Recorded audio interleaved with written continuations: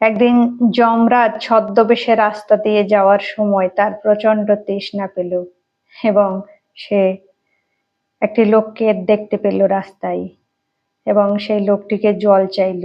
জল চাওয়া মাত্র লোকটি তাকে ব্যাগ থেকে জল বের করে জল খেতে দিল।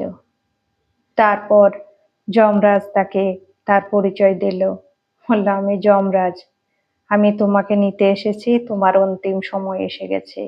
কথাটা শুনে লোকটির মুখ ফ্যাকাশে হয়ে গেল। তখন যমরাজ তাকে বলল, যেহেতু তুমি জল খাইয়ে আমার তৃষ্ণা নিবারণ করেছ, সেহেতু আমি তোমাকে 5টা মিনিট সময় দেব তোমার ভাগ্য লেখার জন্য। এই নাও ডায়েরি, তুমি তোমার ভাগ্য লিখতে পারো। ডায়েরি পেয়ে লোকটি তো খুব খুশি। ডায়েরি নিয়ে যখন সে প্রথম পৃষ্ঠা উল্টালো, দেখলো সেখানে লেখা আছে, তোমার প্রতিবেশী রামলাল কাল লটারিতে 1 কোটি টাকা পাবে।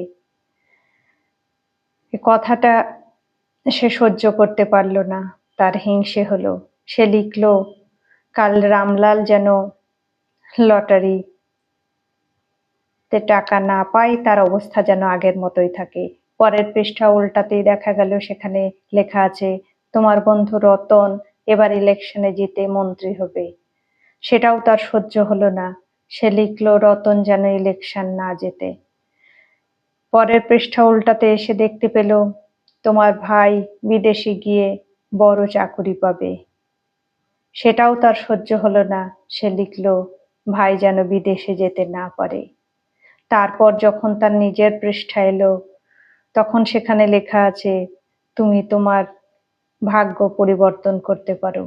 তা দেখে সে খুব আনন্দিত হলো এবং নিজের ভাগ্য লেখার জন্য যখন সে কলম ধরলো, তখনই যমরাজ বলে উঠল, তোমার সময় শেষ, দাও ডায়েরি আমাকে।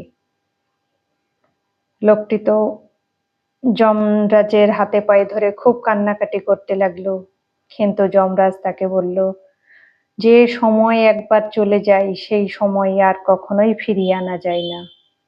আমি তোমাকে 5 মিনিট সময় দিয়েছিলাম তোমার ভাগ্য লেখার জন্য, কিন্তু তুমি অন্যকে হিংসে করতে গিয়ে সেটা কাজে লাগাতে পারোনি। তুমি অন্যের ভালো সহ্য করতে পারোনি, তাই নিজের ভালো লিখতে পারোনি। আসলেই তাই, যারা সব সময় অন্যের উন্নতিতে হিংসে করে,